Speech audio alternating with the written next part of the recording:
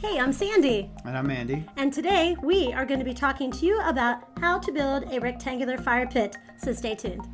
For the best budget-friendly home improvement advice where you can save more so that you can do more, subscribe below and let's get started.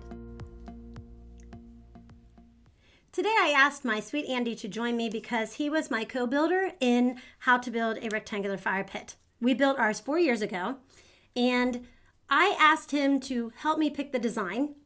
And so we were in Home Depot and he came up with something brilliant. I thought he did all the math, and he did, but how'd you find our design?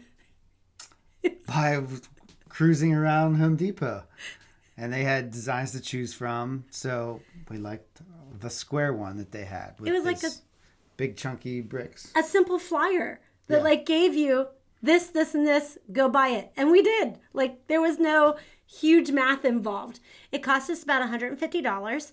And we did find two things that we are trying to warn you before you watch the video of how to do this fire pit. The first thing is the adhesive that we use in the video.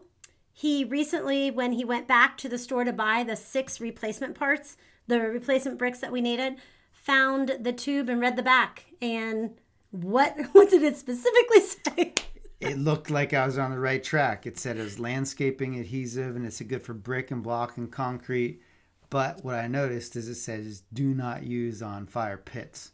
And they're not joking. I'm a witness that it doesn't work. Doesn't work. It crumbles. It falls apart. It does. And the second thing that we made the decision 4 years ago to do was not to buy the liner. Mm-hmm. If you want a liner, you can order them online. They are not available, at least at our store, they're not available. But it was about $100 to $150 extra to the cost that we weren't willing to do 4 years ago. However, in hindsight, we did burn through our bricks, 6 of them. Yeah. Cracked them, the top row. And we use our fire pit pretty often. So those are just 2 things that we wanted to let you know. As you watch the video, we're going to kind of commentate a little bit, just because nobody likes to watch people building a brick, a fireplace. But we want you to know that beforehand, so that if this is a project that you're doing, know that it's $150 and you can do it in less than a day. Once we got the bricks in our car and we went home, and there have been times where we've been at the store where we have loaded it down, loaded the back of the car down. That was not the case with this.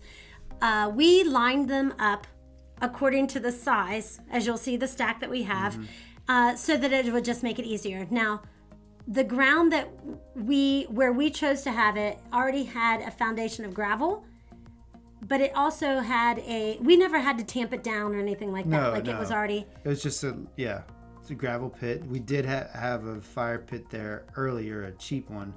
So before you start, you need to have a nice level spot to put these bricks down.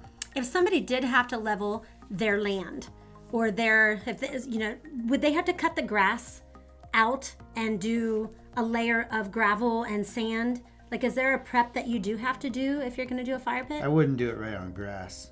Okay. Or you could take your grass and add probably sand. So that you could get it level to start with. Okay, but you definitely need a level fire pit or level area. That's number 1. Yeah. Then we took our design and we started laying it out. If you see, we varied from the size of brick that we did, and we made sure, you made sure that as we were going around, it was as straight as possible.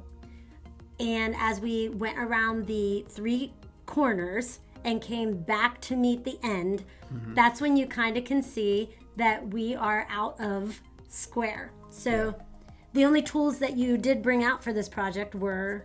I had a framing square, just an L-shaped square, because you don't need to measure things for this project. You get to eye it up, except for level and squareness. So the only 2 tools you need besides your hands are a level and a square of some kind. And the biggest thing that you told me was the bottom level was really the only one that we had to have that was needed to be level. Your first course will take more time to prep. You got to prep it flat, lay it down, make sure they don't rock when you put them down. They need to be stable. So the first course will take a while. Not Which really, I mean, 13 minutes. I think when I did the whole video, it wasn't not that long. really long. But after that first course is done, second course goes right on top of it. Third course goes on top of that. So it goes very fast. So once you get that first level done, the second and third level really are just a matter of placement. You don't have. Did we use the square to make sure it was square on the second and third level? No, we just eyed it up because the base was already there. Okay, so when we did finish it, and you won't see this is something that kind of came up afterwards. It was kind of a flaw in our design. There was no heat that came out the bottom because we had bricked it in. So we removed one of the bricks, and it did allow the air to... Yeah. Fire likes oxygen and air, right? So unless you're feeding the bottom of it with that, your fire's not going to be as good. So, we actually removed a couple of the small bricks to let some air into the bottom and help the fire out a little bit. You can clearly see that if you have kids, this was definitely a family-friendly, it was a family-involved project. You see our kid, our 4-year-old at the time, was the foreman telling us exactly what to do. I thought that was He's a bossy one. So, if you want your, this is it's such a great and safe because there's so little tools involved. Yeah. And it was pretty quick that what did we say, less than an hour, we were done. Oh, yeah. Once you got everything in position, especially after you might have to do some of that prep work on the ground. Yeah. 1 hour and you're done. And if you have to bribe your kids, have them work and tell them that they're going to have marshmallows at the end of the... Yeah, marshmallows. We are totally into bribery when it comes to building stuff. So, and I'll see if I can add some pictures of, we did have a fire pit, or we had a fire afterwards, and we marshmallow. I'm not sure if you marshmallows. I don't think you marshmallows. We cooked marshmallows over the fire. Roasted, thank you. We roasted marshmallows over the fire, and we had some s'mores. So it was a great, fun activity that you can do. Again, $150.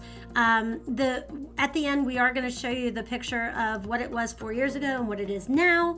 And in our opinion, we may have sprung for the rectangular shell for the inside. You cannot get it at your local hardware store. You have to order it online, even from Home Depot and Lowe's. They didn't have any in our store. They might in yours. But we might have ordered one to help with the preservation of the bricks. Or would you kind of say, well, to replace 6 is still less than to buy a $150 liner? So if we had used the right adhesive or glue to put them together, it may have lasted better. I think that the shield, the metal sleeve, is to keep the bricks from getting so hot. Okay. So I'm sure it would have helped. Something that you might want to consider. It'll up your cost a little bit, but again, we've been able to have this for 4 years. We love it. This is just a quick summary of how to build a rectangular fire pit in less than a day for $150, which we thought was a really good bargain for the amount of time that we use it. So we hope that you have enjoyed our video. We hope that you've learned something, and let us know if you end up doing a fire pit. If you use this one, awesome. And if you don't and you go out and buy one, we want to know which one you did and what you learned like we did as you built it. So we hope that you have a great day. Make sure that you subscribe and continue to follow us. And if you would share this video to somebody who you know wants to build a fire pit, that would be awesome. We'll see you soon.